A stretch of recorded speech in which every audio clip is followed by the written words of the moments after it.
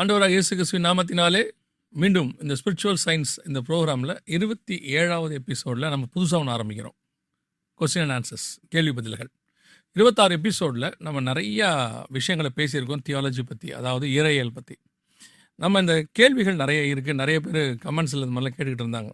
அதனால் அவங்க கேள்விகளுக்கு கொஞ்ச நாள் பதில் சொல்லலாம் அப்படின்னு சொல்லி ஒரு வாட்ஸ்அப் நம்பருக்கும் ஒரு இமெயிலும் கொடுத்துருந்தோம். அதில் நிறைய பேர் கேள்வி கேட்டிருக்கிறீங்க. அந்த கேள்விகளுக்கான பதிலை நம்ம இன்றைக்கி பார்க்க போகிறோம். எப்பவும் போல் வழக்கத்தோடு நம்ம கூட பிரதர் ரூபன் வந்திருக்காங்க. இன்றைக்கி அவங்ககிட்ட தான் நம்ம கேள்விகளுக்கான பதில்கள் எல்லாம் நம்ம கேட்க போகிறோம், டிஸ்கஸ் பண்ண போகிறோம். சரியா? Praise Lord brother. Praise Lord. ஒரு வித்தியாசமான ப்ரோக்ராமில் உங்களை சந்திக்கிறதுல ரொம்ப சந்தோஷம். Thank you so much once again for your invitation. பொதுவாக நம்ம இந்த இறையியல் பற்றி பேசுவோம். இந்த வாட்டி என்னென்னா கேள்வி பதிலாக, அதாவது நம்ம எடுத்து ஒரு டாப்பிக்கை பேசாமல் அவங்க கேட்குற கேள்விகளுக்கான பதில் தான் நம்ம பேச போகிறோம். ஸோ உங்களுக்கு நிறைய கேள்விகள் வந்திருக்குன்னு நீங்கள் சொன்னீங்க இல்லையா? இன்றைக்கி என்ன கேள்விகளில் நம்ம ஃபஸ்ட்டு கேள்வியை தான் பார்க்க போகிறோம். So thank you once again, all glory to Jesus. நிறைய கொஷின்ஸ் வந்திருக்கு. அதில் நம்ம எந்த கொஷின்லேருந்து ஆரம்பிக்கிறோம் அப்படின்னா, இவ்வளோ நாள் நம்ம டிஸ்கஸ் பண்ணியிருப்போம் இல்லையா இந்த தீமில். ஸோ அந்த தீமில் ரெலவெண்ட்டாக இருக்க கொஷின்ஸை ஃபஸ்ட்டு ஆரம்பிச்சுட்டு அங்கேருந்து மீதி கொஷின்ஸ்க்கு நம்ம போகலான்னு பிளான் பண்ணியிருக்கோம். ஆமாம், ஏன் சொல்கிறேன்னா அவங்களுக்கு ஏற்கனவே நிறைய கொஸ்டின்ஸ் பைபிள் வாசிக்கும் போது வந்திருக்கும், சில செய்திகள் கேட்கும் போது வந்திருக்கும். அவங்களுக்காகவே ஆரம்பத்துலேருந்து சில கேள்விகள்லாம் இருக்கும். ஸோ அதை விட நம்ம ப்ரோக்ராமில் இருந்து அவங்களுக்கு வந்து டவுட்ஸை கிளாரிஃபை பண்ணலான்றீங்க. ஆமாம், அது கொஞ்சம் யூஸ்ஃபுல்லாக இருக்கும்னு நம்ம நினைக்கிறோம். ஆமாம், ஏன்னா அப்புறம் இவங்க என்ன ஒரு மிக முக்கியமான கேள்வின்னு நினச்சிக்கிட்டு காயின் மனைவி யாருன்னு கேட்க தொடங்கிடுவாங்க. நான் ஒரு 25 வருஷமாக அந்த கேள்விகளை சந்திச்சுக்கிட்டு இருக்கிறேன் நிறைய விஷயத்தில். அதனால் இன்னைக்கு நம்ம ப்ரோக்ராம் சம்மந்தப்பட்ட கேள்விகளுக்கான பதில் தான் இன்னைக்கு. ஆமாம், இதிலிருந்து ஆரம்பித்து ஸ்லோவாக மீதி கொஷின்ஸ்க்கும் இதில் டிஸ்கஸ் பண்ணாமல் நம்ம பேசாத கேள்விகளுக்கும் அதில் நம்ம இந்த கோர்ஸ் ஆஃப் டைம் நம்ம அதை டிஸ்கஸ் பண்ணலாம். ஓகே, முதல் கேள்வி என்ன?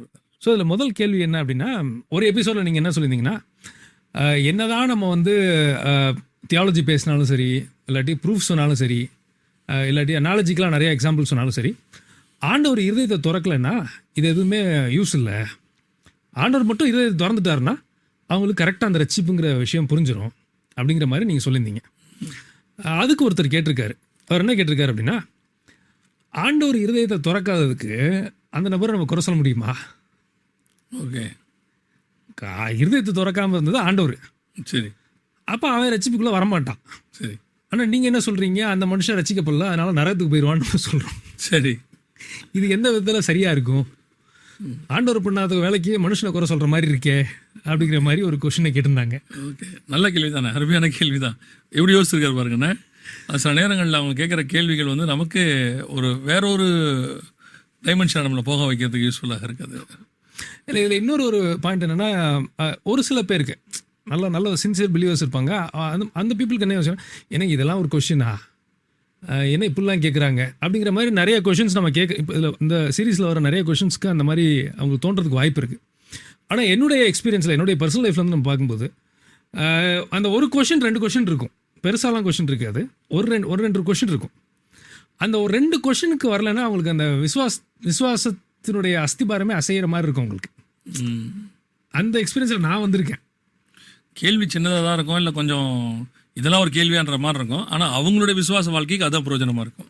அது விசுவாசத்தை அசைச்சிட்டு இருக்கும். ஓகே, அப்படி எனக்கு ஒரு சில கொஷின்ஸ்லாம் இருந்தது. அதுக்கப்புறம் அந்த காட் எனக்கு கொஞ்சம் தெளிவுபடுத்தி சில விஷயங்களை ப்ராக்டிக்கலாக சொல்லி கொடுத்து, சில விஷயங்களை அந்த ப்ரெசன்ஸ் ஆஃப் காடில் வச்சு புரிய வச்சு, இதெல்லாம் பண்ண பிறகு தான் நம்மளுக்கு எனக்கு பர்சனலாகவே ஒரு கன்விக்ஷனே வந்தது.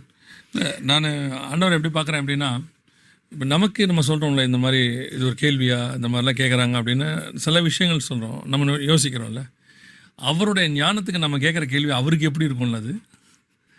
ஆனால் அதை அவர் அப்படி பார்க்காம, சரி பிள்ளை ஏதோ தெரியாமல் கேட்குது, ஸோ இது கூட அதுக்கு தெரியப்படுத்துவோம் தான் அவர் விரும்புகிறாரு. எனக்கு இந்த செய்திக்கு போகிறதுக்கு முன்னாடி ஒரு சாட்சியாக நான் சொல்கிறேன். ஞானஸ்தானம்லாம் எடுத்துட்டு பரிசுத்த விஷயம்லாம் பெற்ற பிறகு ஒரு கூட்டத்துக்கு போகிறேன். இது ஒரு 1 or 2 இயர்ஸ்க்குள்ளே நடக்குது. ஆண்டவர் ஏற்றுக்கொண்ட 1 or 2 இயர்ஸ்க்குள்ளே இது நடக்குது. நான் போகிறேன். அப்போது ஒருத்தர் என்கிட்ட என்ன பண்ணிவிட்டார், வழியில் பார்த்த ஒரு பிலீவர் பேப்டிசத்தை பற்றி ரொம்ப கன்ஃபியூஸ் பண்ணிட்டார். என்ன ரொம்ப கன்ஃபியூஸ் பண்ணிட்டேன். நான் எடுத்துட்டேன். ஆனால் அப்போ நான் தனியாக நின்று பேச ஆரம்பிச்சிட்டேன். ஐயோ, அப்போ நம்ம தப்பாக எடுத்துட்டோமோ. இத்தனைக்கும் ஒரு சத்தியமெல்லாம் கேட்டு எங்கள் சபையில் கரெக்டாக சொல்லி எடுத்த பிறகு இது நடக்குது. அந்த நேரம் பார்த்தீங்கன்னு சொன்னால், அந்த வழியாக கிராஸ் பண்ண ஒருத்தர் நான் ஓரமாக நின்றுட்டுருக்கிறேன். மலை கிராஸ் பண்ண ஒருத்தர் இந்த புக்கை படிங்க அப்படின்னு சொல்லிட்டு அவர் போயிட்டார். பொதுவாக ட்ராக்ஸ் தான் கொடுப்பாங்க, அவர் புக்கு கொடுத்தாரு, இந்த புக்கை படிங்க அப்படின்ட்டு போயிட்டார். அது என்ன புக்குன்னு பார்த்தா சாம் ஜெபத்துறை அண்ணன் எழுதின ஞானசானம், எது ஞானசானம், ஞானசானம் அவசியமா அப்படிங்கிற ஒரு புக்கு. அது அந்த நான் சொல்கிறது வந்து 1994, 92, 93, 94 அந்த காலத்தில் அந்த கேள்விக்கு எனக்கு இம்மிடியேட்டாக கத்துறாங்க பதில் கொடுத்தாரு. அந்த புக்கை படிக்கும்போது எனக்கு எல்லாமே தெளிவாக இருந்துச்சு, டாக்டரின் எல்லாம். அது மாதிரி நம்ம கேட்குற கேள்விகள் வந்து அவருடைய பார்வைக்கு எப்படி தோணுதுன்னு தெரியாது, ஆனால் பதில் கொடுக்கறதுக்கு அவர் தயாராகவே இருக்கிறார். நாம அந்த மனநிலையில் தான் இருக்கணும்னு நினைக்கிறேன் நான். ஆமாம், என்னென்னா யூஸ்வலாக நம்ம ப்ரீச்சர்ஸ்க்கு நம்மளுக்கு ஒரு பிரச்சனை இருக்கும். என்னென்னா ஏதாவது கொஸ்டின் கேட்டாலே கோவம் வந்துடும். நிறைய பேருக்கு நான் பார்த்துருக்கேன், எல்லா கொஸ்டினுக்கும் நம்ம பதில் சொல்லணுன்ற அவசியம் இல்லை. அதே நேரத்தில் எல்லா கொஸ்டினுக்கும் பதில் ஒருத்தருக்கு தெரிஞ்சிருக்கணுன்ற அவசியம் இல்லை. ஆனால் இந்த மாதிரி கொஸ்டின் கேட்கும்போது நிறைய பேருக்கு அவங்கள பிடிக்காமல் போயிடும். ஆனால் என்னுடைய புரிதலில், என்னுடைய அண்டர்ஸ்டாண்டிங் படி அந்த மாதிரி ஆட்களும் காடு வேணும்னு தான் நினைக்கிறார். ஒரு கொஸ்டின் கேட்டார், அவங்க வந்து ஒரு விஷயத்த தெரிஞ்சு கேட்கலாம், தெரியாமல் கேட்கலாம், ஏதோ ஒன்று கேட்குறாங்கிறதுக்காண்டி இவர் வந்து எனக்கு வேணாம் அப்படின்னு காடு உதறி தள்ளுற மாதிரி எனக்கு தெரியல. சீஷர்கள்கிட்ட இவர் சொல்லுவார், ரொம்ப சீரியஸாக சொல்லுவார் சீஷர்கள்கிட்ட, பரிசெயர் சதிசெயர் என்கிற புளித்தமாவை குறித்து நீங்கள் எச்சரிக்கையாக இருங்கள் அப்படின்னு. அழகாக அவன் அதுக்கு ஒரு ரிப்ளை கொடுப்பான், நாம் அப்பம் கொண்டு வரவில்லை என்பதை குறித்து சொல்லுகிறாரோ. உடனே அவர்கள் என்ன யோசிக்கிறார் என்று அறிந்து, 5000 பேருக்கு போஷித்தேன், உங்களுக்கு நினைவில்லையா, அப்பம் கொண்டு வரதை பற்றியா பேசுவேன் அப்படின்னு. அப்போது அப்போஸ்தலர் என்று பேர் பெற்று இயேசு கூடவே இருக்கிறவனுக்கு அந்த கேள்விக்கான பதில் எவ்வளோ, அந்த கேள்வி எப்படி இருக்கு பாருங்களேன். ஆனால் அதை அவர் உதறி தள்ளாமல் அவங்களுக்கும் அதுக்கான ஒரு பதிலை கொடுக்குறாருன்னு பார்க்குறோம். ட்ரூ. ரொம்ப ரொம்ப ஆப்டான ஒரு எக்ஸாம்பிள் நீங்கள் சொல்கிறது. ஸோ இப்போ இந்த கொஸ்டினுக்கு வருவோம். நான் புரிஞ்சுக்கிறத நான் சொல்கிறேன், நீங்கள் உங்கள் டைமென்ஷன்ஸில் வந்து நீங்கள் சொல்லுங்கள். ஸோ யூஸ்வலாக ஃபிலாசபியில் அவங்க சொல்லுவாங்க, half knowledge is ஒர்ஸ் than ignorance சொல்லுவாங்க. ஆமாம், நீங்கள் ஏற்கனவே ஒரு மெசேஜில் ரொம்ப லாங் பேக் அந்த சயின்ஸ் அண்ட் சயின்ஸில் ஒரு டைம் பேசியிருக்கோம். அதாவது ஒரு விஷயத்தை தெரியாமல் இருக்கிறது கூட பல நேரம் பாதிக்காது. ஆனால் அறகுறையாக நம்மளுக்கு ஒரு விஷயம் புரிஞ்சுட்டு நம்ம இமேஜினேஷனில் சேர்ப்போம் பார்த்தீங்களா, அது வந்து நன்மை செய்கிறத விட தீமை ஜாஸ்தியாக பண்ணிடும். இது எல்லா இடத்துக்குமே அப்ளிகா. அப்போ நீங்கள் ஒருத்தர் கேட்பாங்க, தியாலஜி படிக்கிறது வேஸ்ட்டாக, அப்படி கிடையாது. அதாவது எலக்ட்ரிசிட்டி இருக்குது, எலக்ட்ரிசிட்டினால் உலகமே இன்னைக்கு இயங்குது. எலக்ட்ரிசிட்டி இல்லாமல் இன்றைக்கி ஒரு நாள் இருக்கவே முடியாது ஒரு மனுஷனால், அந்த நிலைமைக்கு வந்துட்டோம். ஆனால் எலக்ட்ரிசிட்டி ஷாக் அடித்து செத்தவனும் நிறைய பேர் இருக்காங்க. அப்போ ரைட்டாக அதை யூஸ் பண்ணும்போது, ரைட்டான புரிதல் இருக்கும்போது அது வந்து பெட்டராகுது. அதே நேரத்தில் ஒருவேளை பிசாசை அதை கொஞ்சம் ட்விஸ்ட் பண்ணி டிஸ்டார்ட் பண்ணி ஏதாவது கொஞ்சம் மாற்றி வஞ்சகத்தையும் அதில் சேர்த்து வரும்போது, இல்லாட்டி இவங்க இமேஜினேஷனும் சேர்ந்து அந்த தியாலஜிக்குள்ள வரும்போது அது தீமையும் பண்ணுறதுக்கு சான்ஸ் இருக்குது, நிறையா இருக்குது. ஓகே, இப்போ இவங்க கேட்ட ஒரு கொஸ்டினை பார்ப்பேன். இதுக்கு நான் அனாலஜிக்கெல்லாம் நம்ம எங்கேருந்து எடுக்கிறோம் அப்படின்னா, பவுல் ஒரு இடத்துல சொல்கிறாரு, 1 கொரிந்தியர் 3:6, நான் நட்டேன், அப்பல்லோ நீர் பாய்ச்சினான், தேவனே விளைய செய்தார். இப்போ ஒரு கொஸ்டின் கேட்டது என்ன அப்படின்னா, அவர் கொஸ்டின் கேட்டதே கொஞ்சம் வேறு மொழியில் நம்ம சொல்லணும், வேறு வேர்ட்ஸ் வச்சு சொல்கிறோன்னா, பவுல் நட்டார், அப்பல்லோ நீர் பாய்ச்சினார், கடவுள் விளைய வைக்கலை, அதுக்கு அந்த செடியை குறை சொல்ல முடியுமா அப்படிங்கிறது தான் அவர் கேட்டதோட இன்னொரு வேறு வார்த்தைகளில் சொல்லணும்னா, அவர் கேட்டதும் இதுவும் ஒன்று. கர்த்தர் இதயத்தை திறக்கலை, அப்புறம் அந்த ஆளுக்கு குறை சொல்லி என்ன பிரயோஜனம் இருக்குது? என்ன பிரயோஜனம்? கர்த்தர் விளைய வைக்கல, அப்புறம் செடியை சொல்லி என்ன பிரயோஜனம் இருக்குது? ஆமாம், அது யார் தப்பு? அப்போ இது இங்கே நிற்க மாட்டாங்க அவங்க, இதுக்கு அடுத்த சைடு போவாங்க. பார்த்தீங்களா, இவர் செய்யாமல் இருந்துட்டு அந்த மனுஷனை குறை சொல்கிறாரு அப்படிங்கிற அளவுக்கு போவாங்க. இங்கே தான் வஞ்சாகமோ இவங்க இமேஜினேஷனும் சேதுன்னு நான் சொல்கிறேன். ஓகே, இப்போ எப்போவுமே நம்ம லாஸ்ட்டு பல எபிசோட்ஸில் பார்த்தோம், பைபிளை கான்டெக்ஸ்டாக புரிஞ்சுக்கணும் ஒன்று, ரைட்டாக கனெக்ட் பண்ணணும் அது ரெண்டாவது. அதனால தான் நம்ம அடிக்கடி லாஸ்ட் ஃபியூ எபிசோடில் நிறைய தடவை சொன்னோம். ஏசாயாவில் நம்ம பார்த்தோம், கர்த்தருடைய வேதத்தை தேடி வாசியுங்கள், அதுக்கு ஒவ்வொன்றுக்கும் ஜோடி உண்டு, அதில் ஒன்றுக்கும் குறைவு இருக்காது, ஜோடு இல்லாமல் போகாதுங்கிற வசனத்தையும் நம்ம பார்த்தோம். ஸோ இதனுடைய பேர் எதுன்னு நம்ம புரிஞ்சுக்கலாம் அப்படின்னு பார்த்தோம்னா, மார்க் 4வது அதிகாரத்தில் ஒருத்தர் வந்து விதை வைக்க போகிறார். அதில் ஒரு ஜிஸ்ட் மட்டும் நான் வாசிக்கிறேன். அவர் விதைக்கும் போது 4 விதமான நிலத்தில் உள்ளது. ஆமாம், வழியருகே முள்ளுள்ள இடம், கற்பாறை, நல்ல நிலம். இது நம்ம பேசிகிட்டு இருக்கும்போது கூட நீங்கள் சொன்னீங்க, அந்த விதை வந்து ஒரே விதை தான் அப்படிங்கிறதெல்லாம் நம்ம பேசினேன். அந்த விதை வந்து ரொம்ப நல்ல விதை, ஆனால் எல்லா இடத்துலையும் முளைக்கும், அதான் அதோட இம்பார்ட்டன்ட். ஆமாம், கல்லாக இருந்தால் கூட முளைச்சிருது. இந்த விதைங்கிறது எதுன்னு நம்மளுக்கு தெரியுது, ஆண்டோடைய வார்த்தை. அந்த நிலங்கிறது இருதயத்தை குறிக்கிறது அப்படிங்கிறத சொல்லிடுறாரு அவர். ஸோ இந்த இப்போ 4 இடத்த நம்ம பார்க்கும்போது 3 இடத்துல அது முளைக்குது, கல்லாக இருந்தால் கூட முளைச்சிருது. ஆனால் ஒரே ஒரு நல்ல இடத்துல விழுகும்போது தான் பார்த்திங்கன்னா அது 30 மடங்கு 60 மடங்கு 100 மடங்கு அது ரிசல்ட் கொடுக்குது. இப்போ நீங்கள் சொல்லுங்கள், விதைக்கும் அந்த நிலத்துக்கும் சம்மந்தம் இருக்கான்னு கேட்டால் 100% இருக்குது. ஆமாம், இப்போ காடு சொன்னது அங்கே அவங்க இருதயத்தை திறந்தது உண்மை, இருதயத்தை திறந்து அந்த வார்த்தையை போட்டதும் உண்மை. ஆனால் அந்த செடி முளைக்கிறதுக்கு இவங்க எந்த அளவுக்கு அதோட ஒத்துழைச்சாங்க, அந்த லேண்டு எந்த அளவுக்கு அந்த செடியை அந்த விதையை அக்செப்ட் பண்ணிக்கிச்சு, அது எந்த அளவுக்கு அந்த விதையோட ஒன்று வளருதோ அதன் அடிப்படையில் ஒரு விளைச்சே இருக்கும். அது விளைச்சலும் இருக்கும், செத்தும் போகும் அது. ஆமாம். இப்போ இந்த லேண்டு சரியில்லாததுக்கு கார்டன் நம்ம எப்படி குறை சொல்ல முடியும்? இருதயத்தை திறந்தாரு, இருதயத்தை போட்டாரு, எல்லாமே அவர் பண்ணுறாரு. ஆனால் விளையில அவன் அதை அக்செப்ட் பண்ணிக்கல. அது வேறு ஒன்ற அளவுக்கு இவங்க இடம் கொடுக்கல. இடம் கொடுக்காம பட்சத்தில் இந்த காடு தான் இதை செய்யலை, அவர் விளைய வைக்கல, அதனால் விளையலை அப்படின்னு சொல்கிறது எந்த விதத்தில் லாஜிக்கலி கரெக்டாகும்? அதாவது பேசிக்காகவே கர்த்தர் வந்து ஒரு இருதயத்தை ஒரு மனுஷனை படைக்கும்போது தன்னுடைய வார்த்தைக்கு ஏற்ற மாதிரி தான் அதை படைச்சிருக்கிறாரு. ஒரு மனுஷனுடைய இருதயத்தை படைக்கும், ஏன்னா அவர் தானே கிரியேட்டர், சிருஷ்டிகர். அவர் ஆத்மாவை ஊதினார், ஜீவ சுவாசத்தை ஊதினா அவன் ஜீவ ஆத்மாவானான்னு இருக்கு இல்லையா? அதனால தான் நீங்கள் ரட்சிக்கப்பட்ட உடனே உங்கள் மனசில் வந்து ஒரு சந்தோஷம் வருது, ரட்சிப்பின் சந்தோஷம் நம்ம சொல்கிறோம். ஏன் இந்த ஆத்மாவுக்கு எல்லாத்துலேயும் சந்தோஷம் வரும். ஒரு என்டர்டைன்மெண்ட் பார்க்கும்போது ஒரு சந்தோஷம் வரும், ஒருத்தரோட பேசும்போது ஒரு சந்தோஷம் வரும், ஒரு நல்ல சாப்பாடை சாப்பிடும்போது சந்தோஷம் வரும். ஆனால் ரட்சிக்கப்படும் போது வர சந்தோஷம் இருக்குல்ல, அது இது எதுக்குமே ஈக்குவல் ஆகாது. என்ன ரீசன்னு கேட்டிங்கன்னா, அந்த கிரியேஷன், அந்த ஆத்மாவுடைய கிரியேஷனே இந்த ரட்சகரை தெரிஞ்சுக்கிறதுக்கு தான். ஆத்மா மணவாளனை அது தெரிஞ்சுக்குது அப்படின்னு நம்ம சொல்கிறோம். ஆத்மாவுடைய மணவாளன் அவர். அப்போ இந்த ஆத்மாவுடைய கிரியேஷன் எதன் அடிப்படையில் இருக்குன்னா, அந்த மணவாளனை தெரிஞ்சுக்கிற அடிப்படையில் இருக்குது. அதே மாதிரி இருதயத்துடைய கிரியேஷன் என்ன அடிப்படையில் இருக்குன்னா, வார்த்தையை ஏற்றுக்கிற இடத்துல தான் இருக்குது. அந்த லேண்ட் அப்படி தான் அவர் வச்சார். ஆனால் அதை கடினமாக்குறதோ, முள்ளுள்ள இடங்களில் வச்சுக்கிறதோ, அதை வழியருகே மாற்றுறதோ நம்ம கையில் தான் இருக்குது. ஆனால் அவர் விதை போட்டுக்கிட்டே தான் இருக்கிறாரு. இப்போ வாசப்படியிலேருந்து கதவை தட்டுறாரு. திறக்காதது யாருடைய தப்பு?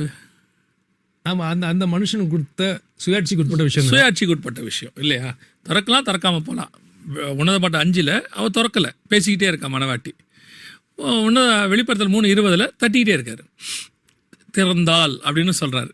அப்போது இது திறக்கிறது திறக்காதது, விளையிறது விளையாதது யாருடைய கைக்கு உட்பட்டது? அந்த மனுஷனுடைய சுயாட்சிக்கு உட்பட்டது. அப்போது விதை மேலேயோ, விதைக்கிறவங்க மேலேயோ, அல்லது அந்த விதைக்குள்ள ஜீவனை கொடுத்தவர் மேலேயோ எந்த ஒரு இதையும் சொல்ல முடியாதுல்ல. இப்போ நீங்கள் சொன்ன மாதிரி ஒரு பாயிண்ட், அந்த 4 விதையுமே ஒரே விதை தானே? ஆமாம்.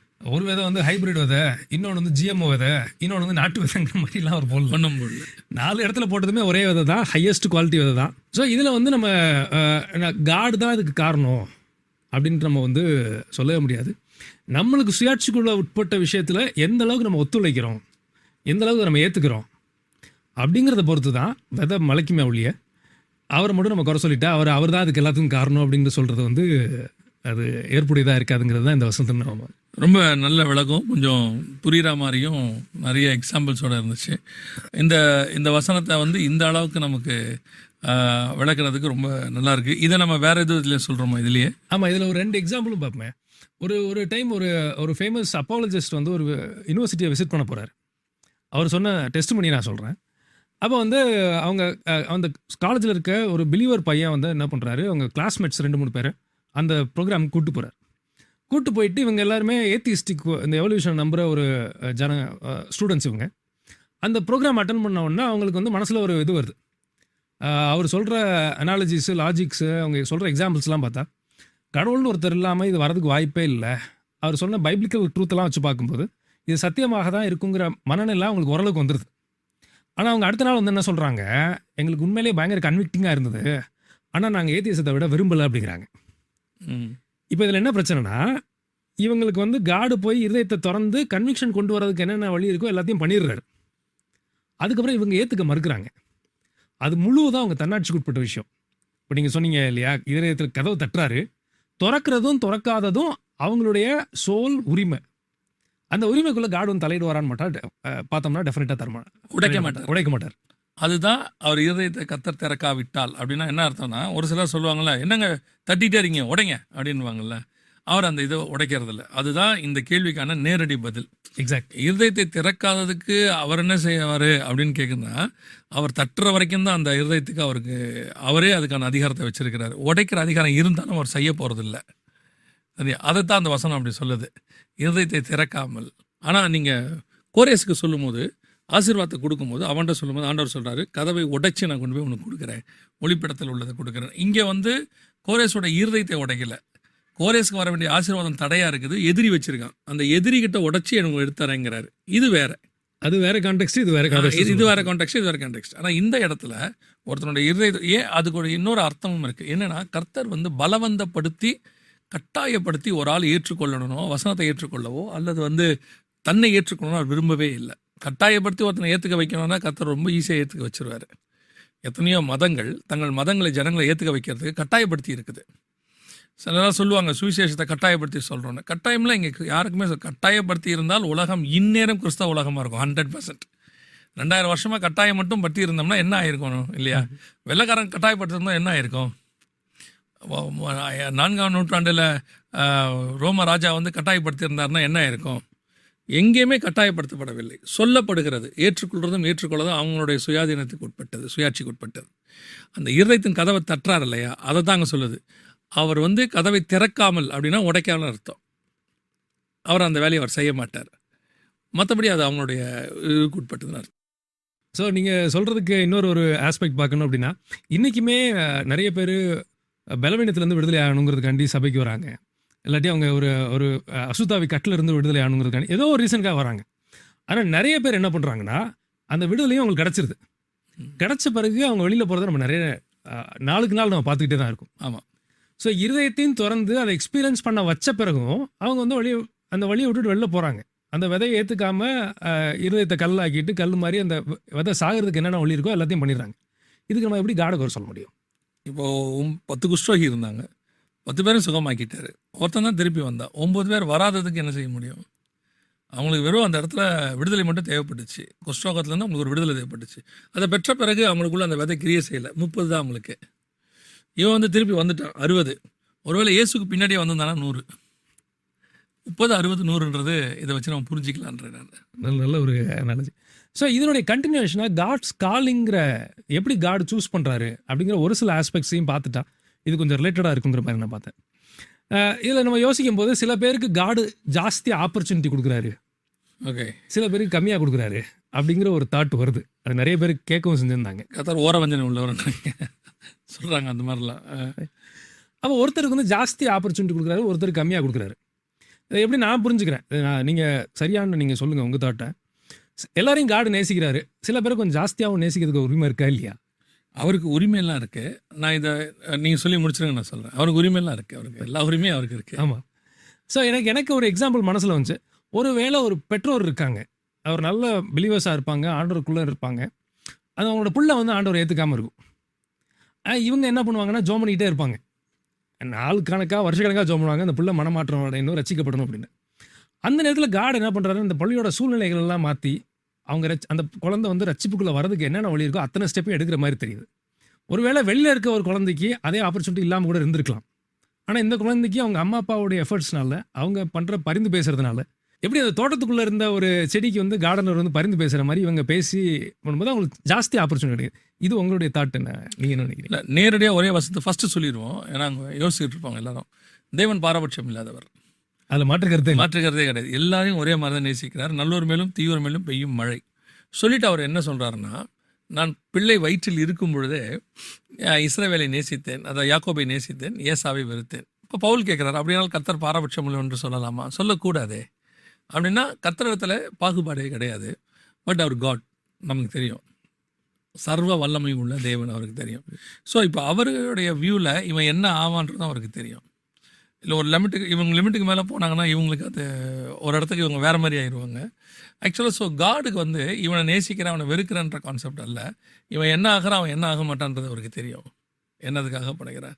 ஏன்னா நீ உங்கள் பாஷையை தான் சொல்கிறேன். ஒரு தோட்டக்காரர் ஒரு தோட்டத்தை வேலிக்காக வைக்கப்படுற செடிகளுக்கும் கனிகளுக்காக வைக்கப்படுற செடிகளுக்கும் தோட்டக்காரருக்கு நல்லாவே தெரியும் இல்லையா? ஸோ அப்படி இருக்கும்போது ஆண்டவர் என்ன செய்கிறாரு, எல்லாரையும் நேசிக்கிறார், அத்தனை பேரையும் நேசிக்கிறார், எல்லாருக்கும் தண்ணி ஊற்றுறாரு, எல்லாருக்கும் சூரிய ஒளி கொடுக்குறாரு, எல்லா செடியும் அந்த தோட்டத்தில் முளைக்கணும் தான் அவர் நினைக்கிறாரு. அதே நேரத்தில் நம்ம சிலரை பார்த்தோன்னே தெரியும் இல்லையா, இது முளைக்கும் இது முளைக்காது, இது வரும் அது வராது. அப்போ நீங்கள் என்ன பண்ணுவீங்கன்னு கேட்டால், அந்த முளைக்கிற செடிக்கு கொஞ்சம் எக்ஸ்ட்ரா கேர் எடுப்பீங்கள்ல, வரும்போது எடுப்பீங்க. அந்த மாதிரி தான் தேவன் செய்கிறாரு. சரிங்களா? சில இடங்களில் வந்து கர்த்தர் கொடுக்குற பாதுகாப்பு வித்தியாசமாக இருக்கும். அதாவது அடிமைத்தனத்துக்குள்ளே போய் மாட்டிக்கிறவங்க ஒரு பக்கம் இருக்காங்க. அடிமைத்தனத்தில் போய் யோசேப்பு எங்கே போனாலும் நல்லாவே இருப்பான். அதான் பெரிய ஆச்சரியம்.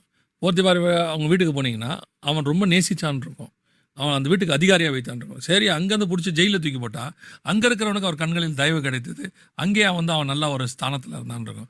சரி, அரண்மனைக்கு போனால் பார்வோன் கண்களில் கிருபை கிடைத்தது. பார்வோன் அவனை அடுத்த ஸ்தானத்தில் வச்சான இருக்கும். ஸோ சில ஆட்கள் எங்கே போனாலும் நல்லா இருப்பாங்க. அது இதுக்கு நிறைய ஃபார்முலாஸ் இருக்குது. அவன் இருதயம்னு ஒன்று இருக்குது, அவன் கமிட்மெண்ட் ஒன்று இருக்குது, அவன் மேலே வச்ச பிளான் ஒன்று இருக்குது. தேவன் எல்லாரையும் நேசித்தாலும் இதெல்லாம் அங்கே கூடும். இதெல்லாம் சேர்ந்து செய்யும். அதெல்லாம் சேர்ந்து பார்க்கறதுக்கு வெளியே இருக்கணும். என்னன்னா அவன் மேலே அவருக்கு எப்போ இருந்தாலும் கொஞ்சம் பாசம் ஜாஸ்தி தாங்க. தாவீதுன்னா அவர் ஒரு மாதிரியாக தான் இருக்கிறார் அப்படின்னா, தாவீதுக்கு இறங்கின தேவன் எல்லாருக்கும் இறங்குகிறார். ஆனால் தாவீது அந்த இறக்கத்தை எப்படி யூஸ் பண்ணி அதை டபுள் பண்ணாங்கிறதுன்னு ஒன்று இருக்கு. இவங்க அந்த இறக்கத்தை எப்படி கிருபையை போக்கடிச்சாங்கன்னு இருக்க மற்றவங்க கிட்ட. தாவீதுக்கும் எல்லாருக்கும் இறங்கணும். ஆனால் ஒரு இடத்துல அவன் டபுள் பண்ணிக்கிட்டே வரான். டபுள் பண்ண இன்னும் இறங்குறாரு, இன்னும் இறங்க டபுள் பண்ணுறாரு இன்னும். அப்போ இவனுக்கு இவரை பார்க்கும்போது எப்படி இருக்கு, அவனுக்கு மட்டும் எப்படி கொடுக்குறாரு பார்த்தீங்களா, மேலே போயிட்டே இருக்கிறான்னா. அப்படி அல்ல, அது ஒரு விஷயம் இருக்குது, அவங்ககிட்டயும் ஒன்று இருக்குது. இது ஒரு 2 and 4 ப்ராப்ளம் மாதிரி அது. ஆமாம், இது 2 பேர்கிட்டையுமே இருக்கிற விஷயம் இல்லையா? நீங்கள் சொல்லும் போது எனக்கு ஒரு தாட் வந்துச்சு. இதை ஒரு டீட்டெயில்டு கொஸ்டினை கொடுத்து ஒன்னோட ஆன்சர் சொல்லுன்னா சொல்ல முடியாது. மேத்தமெட்டிக்கலாக சொல்லணும்னா ஒரு பெரிய ஈக்குவேஷன் எடுத்துகிட்டு இதை எல்லாத்தையும் கம்பைன் பண்ணி ஒரே ஈக்குவேஷனாக மாற்றுங்கிறது நிறைய இடத்துல முடியாது. இது ஆளுக்கு தக்க மாறும். ஏன் மாறுங்கிறதுக்கு காரணம் கட்டாயமாக இருக்கும், கன்ஃபார்மாக இருக்கும்.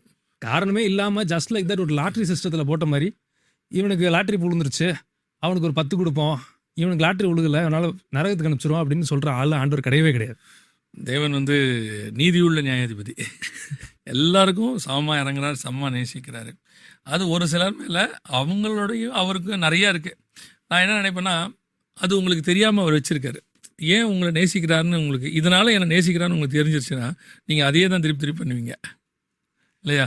ரெண்டாவது, அதனால தான் நேசிக்கிறாருன்னா கர்த்தர் உங்கள் மேலே வச்ச நேசத்துக்கு நீங்கள் ஒரு காரணம் கற்பிக்க ஆரம்பிச்சிருவீங்க. அது காரணமே இல்லாதது, அன்பினுடைய உச்சம் அது. ஸோ அதனால் இது ஒரு நிறைய ஃபார்முலா ஈக்குவேஷன்லாம் சேர்ந்தது தான். ஆமாம், பல விஷயங்கள் சேர்ந்தது இருக்குது. சில பேர் நான் சொல்லி கேள்விப்பட்டிருப்பேன், அவங்க பெற்றோர் அந்த குழந்தைய ஒப்பு கொடுத்துருப்பாங்க பிறக்கும்போது, அது மூலமாக அவர் காட் சூஸ் பண்ணியிருப்பாருன்னு சொல்கிறாங்க. அது சாமுவேலுக்கு இருக்கு இல்லையா? ஆமாம், சாமுவேலோட விஷயத்தில் அப்படி தான். அந்த அம்மா கிட்ட அந்த அந்த ஒரு கமிட்மெண்ட்டையும் அவர் இம்பார்ட்டன்ஸ் கொடுக்குறாரு. இப்போது ஆபிரகாம்கிட்ட கேட்கும்போது உன்னுடைய ஒரே பையனை கொடுந்தாங்க கேட்பார். இஸ்மவேல்னு கேட்க மாட்டார். உன் ஒரே பையன் அவனை எனக்கு கொடுப்பார். அவர் கொடுக்குறாரு. சாமுவேல் அந்த அம்மா குழந்தை இல்லாமல் குழந்தை பிறகுது, அதை அப்படியே நான் எடுத்து என்ன செஞ்சிடறேன், உங்களுக்கு கொடுத்துட்றேன்றாங்க. கொடுத்துட்றாரு. அதெல்லாம் அந்த கமிட்மெண்ட்டுக்குன்னு ஒரு இம்பார்ட்டன்ஸ் இருக்குல்ல, ஒரு கணம் இருக்குல்ல, அதையும் ஆண்டவர் தராரு. அதே நேரத்தில் சில நேரத்தில் எரேமியா 2:2 சொல்வார், நீ உன் இள வயதில் என்னை பின்பற்றி வந்த உன் இள வயது பக்தியையும் பாரு, நீ வாழ்க்கைப்பட்ட போது உனக்கு இருந்த நேசத்தையும் பாரு. அதோட அர்த்தம் என்னென்னா, ஒன்றுமே இல்லாத போது என்னை நம்பி கையை பிடிச்சி இறங்கணும்ல. சில நேரத்தில் இந்த இது சரின்னு சொல்லலை, ஆனால் ஒரு உதாரணத்துக்கு சொல்கிறேன். பெற்றோரை பகச்சிட்டு திருமணமாகி வந்துடுவாங்கல்ல ஒரு சிலர்லாம், அந்த காலத்தில் நான் பார்த்துருக்கேன். வந்துடுறோன்னே அந்த பிள்ளையை நல்லா வச்சுக்கணும்னு அவன் நினைப்பான். அதுக்கு ரொம்ப வருஷம் கழிச்சு ஒரு காரணம் சொல்லுவான், யாருமே நான் நம்பலைங்க, அந்த பொண்ணு தான் நம்பி என் பின்னாடி வந்துச்சு அப்படிமா. ஸோ அந்த நம்பிக்கைக்கு ஒரு உத்தரவாதம் கொடுக்கணும்னு அவன் நினைக்கிறான்ல. இவர் என்ன நினைக்கிறாருன்னா, ஒன்றுமே இல்லாத போது உனக்கு உனக்கு எந்த ஹோப்புமே இல்லாத போது என்னை நம்பினல, பார்க்காத என்னை நீ நம்பினல, என் வார்த்தையை நம்பினல, நான் விட மாட்டேன் அப்படிம்பாரு.